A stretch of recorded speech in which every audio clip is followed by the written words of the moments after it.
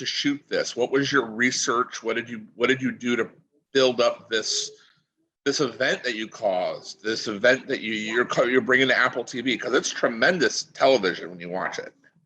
Oh, thanks, man.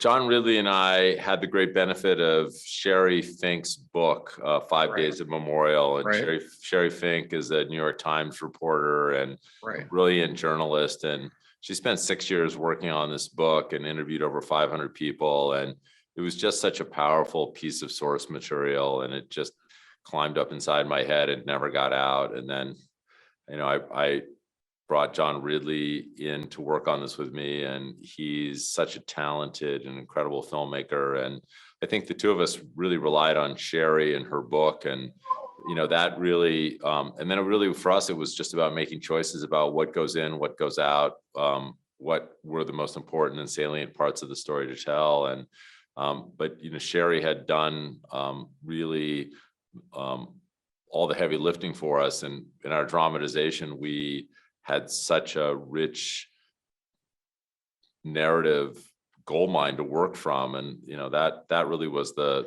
place where it all started. Was Vera and Sherri your top choices from the beginning?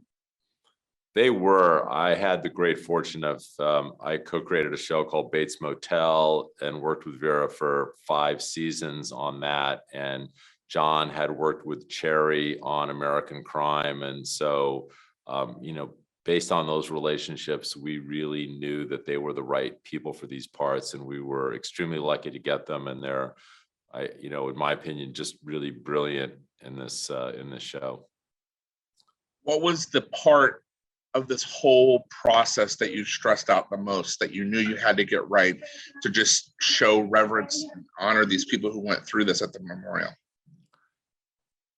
I think that we tried very hard to not be sensationalist in dramatizing the events of what happened. I mean, 45 people died, and we wanted to honor those people and to try to be, to tell the story in a way that was truthful and authentic, and even if it was a dramatization, to really be respectful about the fact that, a bunch of people lost their lives in this event at this hospital and in New Orleans in general. I mean, a lot of people suffered. And I think that it's one thing to look at an event like Hurricane Katrina in the abstract, but when you kind of get down to the kind of the microcosm of that, the fact that, people died in this event, that's something that's, really powerful, and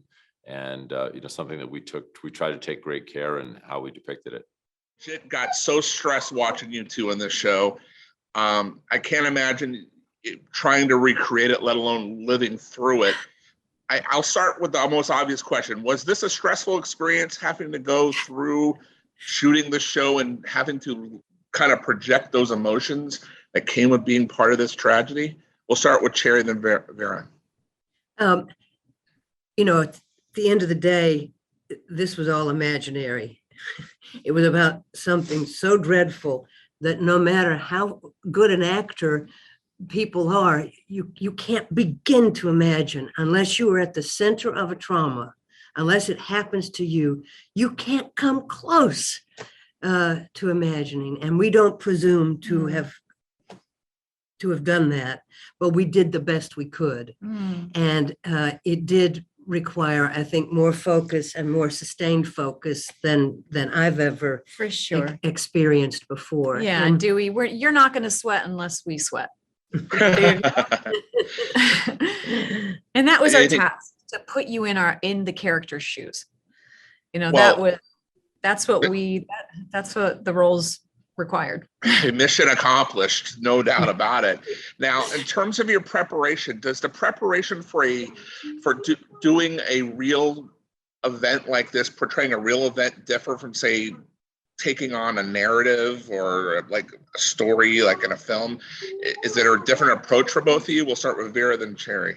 Yeah, for me, yes, because there is a real life model who's still practicing and at the top of her game, and is one of the country's best otolaryngologist, and has a lot of wisdom in terms of ethics and and medical morality and all of that. So she exists, right? And there is an obligation for me to capture her essence. I did not have her because this was a dramatization of Sherri Fink's book. So I mined all my details, and there were so many perspectives on who she is. Hello.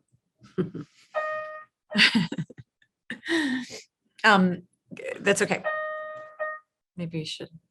I don't guess figure it's a that fire alarm. We'll keep going until someone says exit the building. It might interrupt your report. Oh, it might be a fire alarm.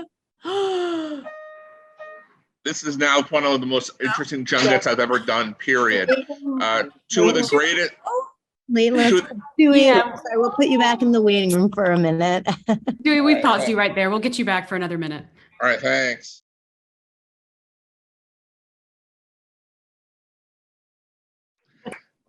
I was just concerned about you two. We're live.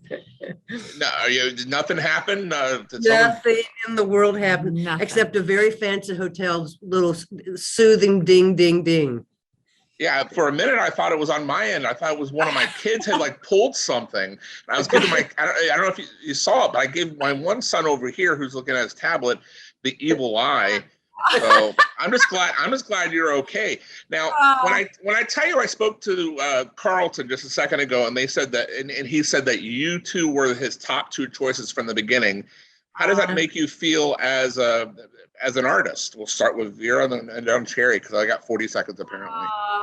Dewey, look, I hope Carlton and I do it again and again. We did it. We had a really joyful collaboration on Bates Motel with Norma Bates. It's one of my other favorite roles and challenging roles, and he's always throwing these really juicy, complex stakes that I cannot, down to the marrow of it, that really challenging. On one hand, that I get really excited, and then on the other hand, I just dread because I know it's going to be all uphill for me. Sure. And I'm just going to say I was so thrilled to be brought into these two men's worlds because they're such great gentlemen that if they do a Chekhov play and they need a babushka to carry the samovar, I will sign up. Yeah, I'm not kidding. Me Was that your 40 too. seconds?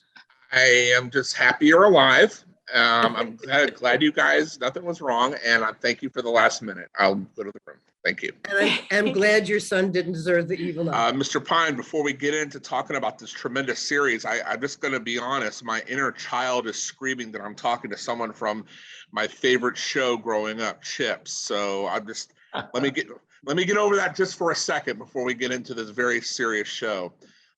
Okay, I'm over it. So let's talk about 5 days at the memorial. Now, as an artist, as a performer, is there trepidation stepping into a story like this that deals with real life consequences, real life scenarios, or are you just intrigued by that challenge, if you will?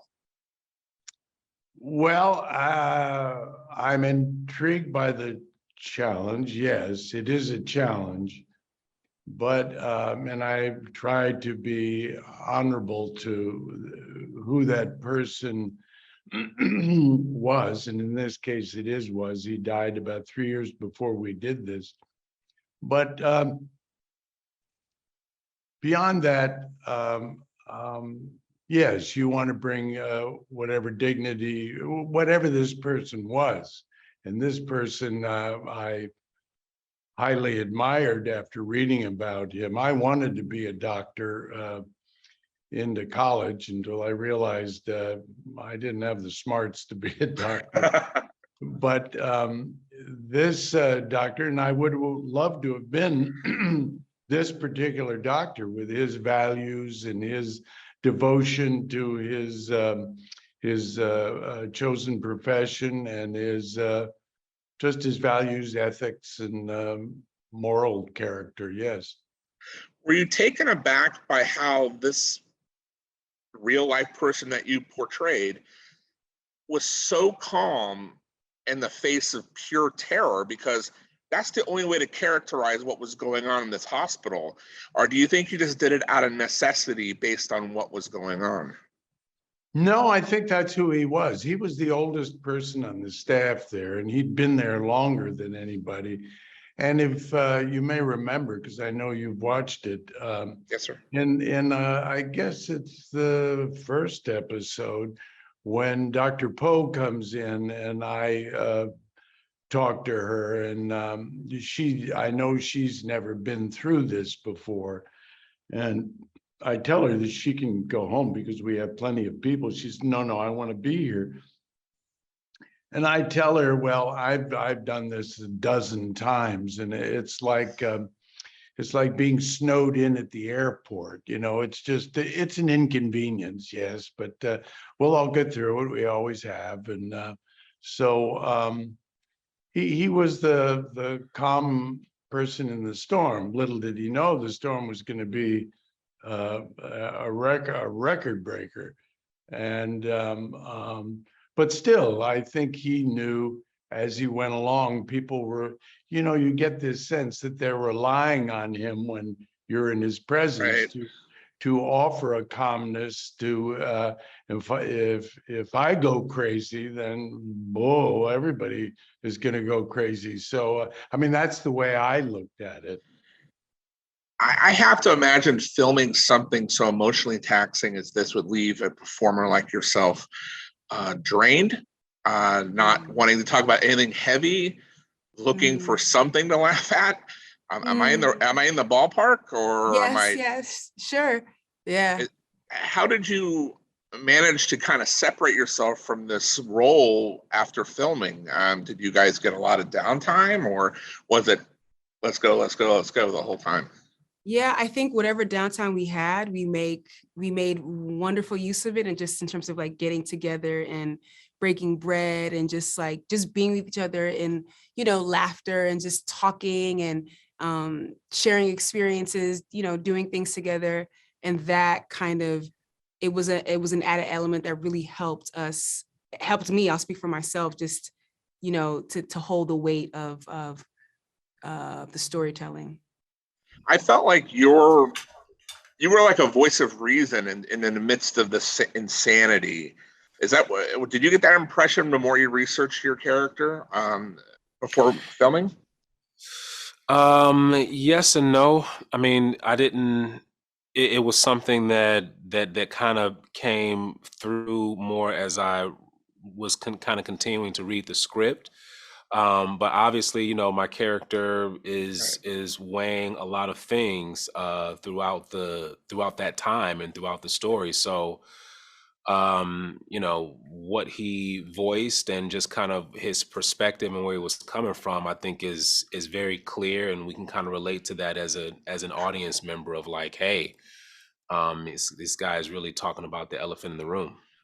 You looked very happy when I zoomed in there just a second ago. I don't know if I missed something or anything. I have an iced tea just off camera here, and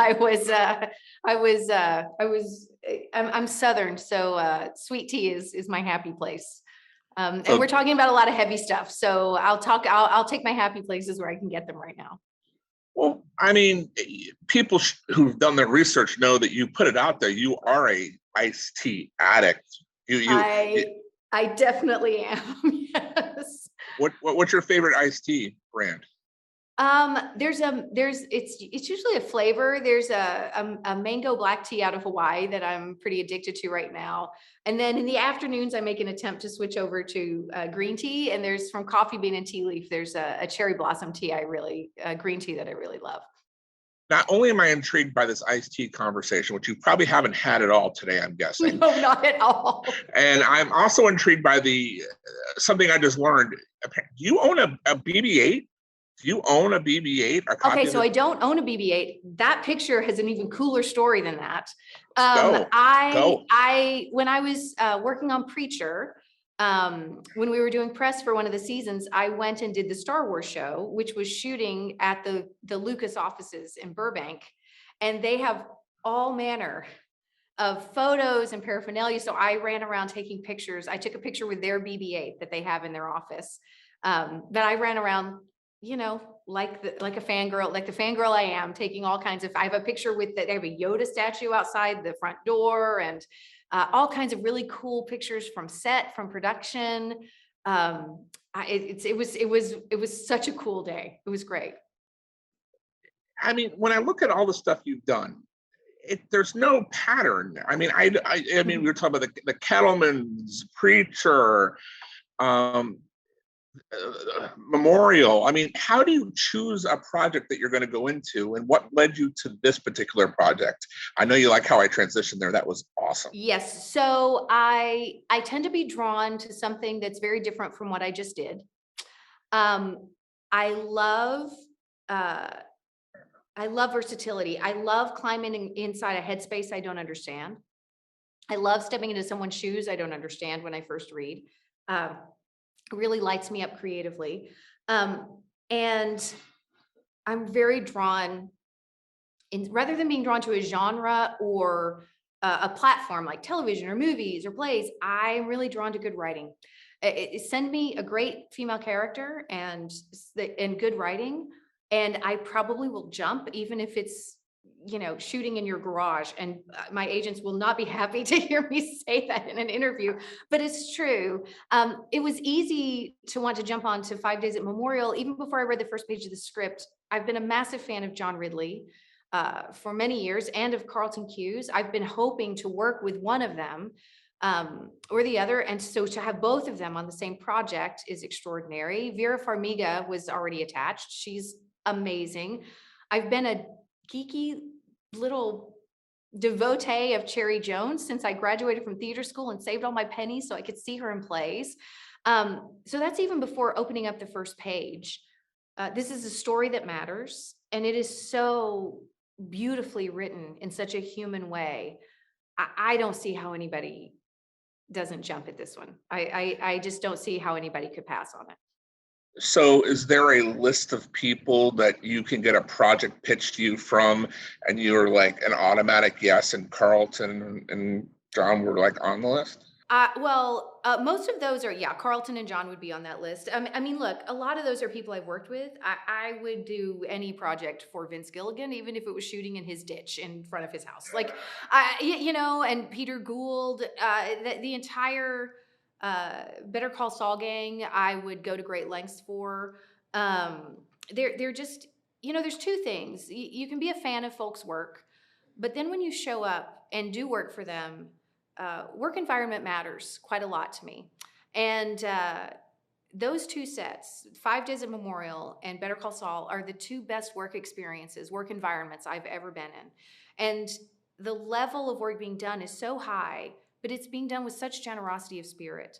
And I believe we can have that. So once I find that, I will probably do whatever project you've got going on. I'll probably come haul cable and sweep the floors for you. I think our environment matters a lot. There's not always a monetary value put on that. There should be, because it shows up on the screen in massive ways.